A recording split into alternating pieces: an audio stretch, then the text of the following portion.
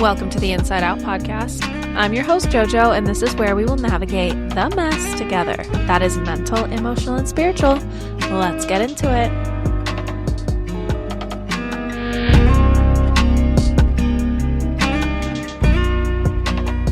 Hi, everyone. Welcome back. Hope you're ready to get messy today because I have an interesting take on something that I keep seeing on social media, and I wanted to talk about it. Have you guys been seeing this thing about protect your peace?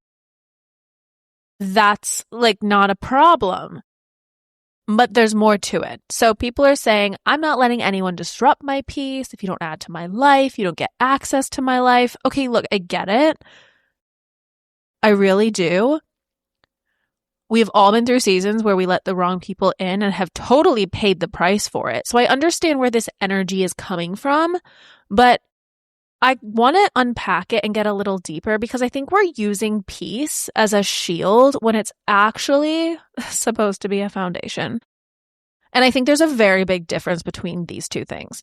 So whether you're someone who has been burned a lot, or you've built your walls up really high, or maybe you're someone who keeps wondering why you're attracting the same chaos over and over again, this episode is for you, so stay with me here. So let's start with the good part, because there's something really powerful happening when we decide that we're no longer going to accept things that drain us, that we are going to stop shrinking or tolerating or letting people walk all over us. And that is growth. That is self-respect. And I'm here for that. But here's where I'm seeing it kind of go a little bit sideways, because protecting your peace can very quickly become a reason not to let anyone in ever again. That you start to cancel people at first sight of any discomfort. You avoid intimacy entirely. And if you're going to be labeling every hard conversation as a threat to your peace instead of a normal part of building something real with another person, that's an issue. And if that's where you are, I want to say this lightly, because this is not peace. This is avoidance. And it's a really great way to cover it up and be like, yes, this is my peaceful chapter. I'm not letting anyone in to disrupt that. Cool, great, fine. But ask yourself, are you actually avoiding something? Because true peace is not a wall. It's a standard. And it's knowing what you will and won't accept. And then you have to be able to hold that line even when things get uncomfortable, even when feelings are involved, even when it's easier just to let someone slide. If you grew up in an environment that was unpredictable, or you had emotionally unavailable parents, or any sort of chaos at home, instability, maybe even a critical or inconsistent relationship dynamic, your nervous system learned to calibrate to that, to expect it. And it almost needed it in order for things to feel real. So when someone safe shows up, someone stable, consistent, someone who just literally shows up for you, your body might register that as flat, boring, like something's missing. It doesn't feel like there's any chemistry. And that maybe you tell yourself oh, this can't be the one. But when someone chaotic shows up, someone who runs hot and cold, who keeps you guessing, who gives you all those push-pull dynamics that you're used to, your nervous system goes, oh, there it is. That's familiar. That must be love. But it's not. It is your trauma response disguised as attraction. Now, last week I did an episode called When the Other Shoe Doesn't Drop. So if you haven't heard that, I want you to go back and listen to it, because it gets very deep into the hypervigilance piece. We talk about your nervous system, polyvagal theory. We talk about what it actually means to go through a calm chapter and how our nervous system isn't wired for that all the time. And that this idea that when things are good, you're almost waiting for it to fall apart. So This episode is pretty much a follow-up to that. So if you haven't heard that yet, I encourage you to go back and listen. But I want you to sit with a question right now if you have heard that episode. Are you in a chaotic chapter right now? And I don't mean like things are hard. Life is always going to have these hard moments. I mean, are you working from survival mode? Are you making decisions from a reactive place? Are you choosing people, jobs, environments that match the frequency of the chaos that you're in?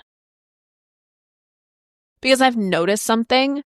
When we're in a chaotic chapter, we attract what matches that energy. That's the vibration we put out. That's what attracts to us. A magnet isn't going to attract anything except another magnet because it's made of the same stuff. It's the same thing. If your vibration is one way, you're going to attract that same vibration. And the only way to switch it is to switch where you're coming from. Your vibration, basically your bottom line. But when we're attracting that chaos and we wonder why the relationship went sideways, well, you're both operating from a place of dysregulation. You're both in that same frequency. So no wonder. But the work here, the really unsexy part of everything, is to regulate first. To come back to yourself. To get your nervous system out of that survival mode before you try to build anything with another person. Now, that doesn't mean you have to have your whole life figured out before you date. No. Absolutely not. I do not mean that.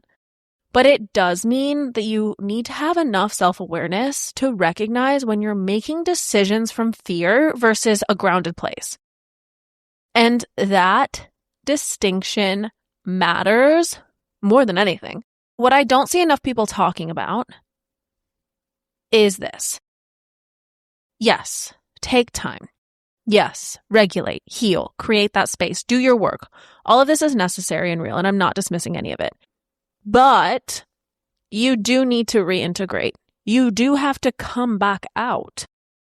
Because what happens when we use peace as a permanent fortress instead of a launching pad is we stop letting people in entirely. And we have no real intimacy in our relationships. We keep everyone at arm's length, and we call it boundaries, and we disguise it as all these other things. And we wonder why we feel lonely and why things are surface level and why nothing ever gets deeper. But as I've also mentioned, you can't heal in total isolation and then expect to show up fully in a relationship. Connection is arguably such a big part of healing because you have to choose differently when you're healing. And you have to do that in relationship. You can't just do that by yourself. And you don't get to practice that if you're just alone in your house. So here's what I want you to let sink in. Protecting your peace is not the destination. It is the preparation. It is the work you need to do so that when the right person shows up, you have the capacity to actually let them in. But if you're just staying in that peace bubble with no resistance, which is really easy to do, you can go to the gym, you can see your boys, you can see your friends, you can have your girls' nights. And if you never let anyone close enough to disrupt it, nothing's going to ever disrupt it. It's going to feel peaceful, but it's not peace. Like I said in the beginning, it's avoidance because you're not actually being tested. You're not growing. You're just, I guess, safe. And safe is not the same as healed. Because growth happens in the resistance. It happens when something or someone comes along to trigger those old patterns. And that's when you have to decide right then and there in that moment, am I going to fall for this again? It's almost like the universe is testing you. It's showing up and asking you, are you really the same person? Or have you actually changed? And every time you choose differently, every single time, you are literally rewiring your nervous system and you're building new evidence. And you're showing your body that different choices are possible. And the more you do that, the more natural it becomes. The more regulated you get, the more peaceful you actually feel. And it's not because you're keeping everybody out, but because you're not letting the wrong things in. And here's where it gets real. Because the test is not whether you can just avoid toxic people when you're sitting at home unbothered with your crystals and your journal and your nervous system's regulated. No. The test happens when a toxic situation walks through the door. When someone familiar, same energy, the same patterns, the same dynamic that you've been through before shows up and your body goes, oh yeah, I know this one. This one's familiar. It's in those moments, can you choose differently? That's it. That's the whole point. Can you feel that hyper awareness where you're like, oh, I know this. And maybe it's the ex that keeps coming back, but you're like, actually, I'm going to choose differently. And every single time that you do that, every single time you see the red flag and you actually walk away, every single time you don't make that call, every single time you choose the slower, quieter, steadier option, that's where your rewiring happens. Because you're teaching your nervous system a new normal. You're building a new foundation. And you're teaching yourself what it's actually supposed to feel like when real love exists. I believe that when you do this consistently, when you keep choosing differently, that's where the real results happen. That's where the real shift occurs. That's when the right people start showing up. Because you're finally on the frequency that they can find you on. If you're on a walkie-talkie and you're not on the right radio, you're never going to connect with the person that's on the channel 18. You have to get to that frequency. You're not going to get to 18 if you're still on 6, replaying the same loop on 6. No. You got to elevate. You got to change. You got to choose peaceful options. Again, not alone in your apartment, out there in the world, in order for the universe to send you the right frequency. So I want you to ask yourself a question, and this is actually going to really tell you what you are and where you're kind of responding from right now. When is the last time you felt genuinely at peace? Not just alone, not just busy, but actually at peace in your body. I think that's going to inform whether or not you're in a peaceful or a chaotic chapter. And on a scale of 1 to 10, how chaotic is your life right now? And be honest. Because that number is the energy that you're bringing into every relationship decision you're making. And every decision, friendships. I don't mean just romantic relationships. I mean everything. So let's get messy with this mentally, emotionally, and spiritually. Get real with yourself. Okay? So when I'm asking you these questions, really be honest. Maybe pull out your notes app and check yourself mentally. Where in your life are you still confusing familiarity with love? And where is your nervous system telling you that chaos is chemistry and stability is boring? And this week, I really want you to examine that. Write it down if you need to. Where are the patterns? Because you cannot change what you have not named. Emotionally, are you protecting your peace or are you protecting yourself from intimacy? Is there a version of protecting your peace that's actually just fear of making a boundary and saying what you need?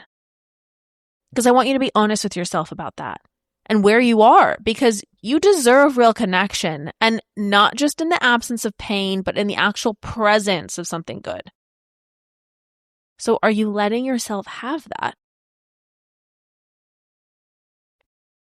Can you trust the process of choosing differently, even when it doesn't feel like anything is changing yet? Because rewiring your whole nervous system takes time. And the right people aren't just going to show up the minute you start doing the work. All the wrong people are going to come.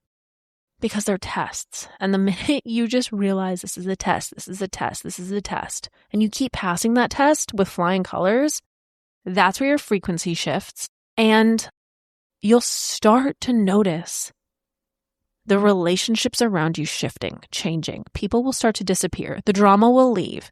And the right people, almost miraculously, are going to start appearing. But can you trust that? And can you keep choosing differently if you're not seeing the results immediately? So that's all I have for you today. And I really want you to protect your peace. But do not disappear behind it. Do not ice people out. Don't put those walls up. Take them down. Yes, regulate. Then come back out. And trust the process. Trust yourself. If you haven't gone back to listen to When the Other Shoe Doesn't Drop, I really recommend it because it pairs really well with what we just talked about today. And as always, if this episode resonated with you, please think about someone who you can share it with. It really helps the show get out there and more people get to rewire themselves.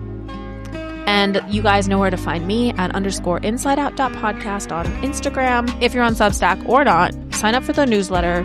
You'll get emails every week with the episode that's coming out if you forget. And with that, have a great week, guys. Bye.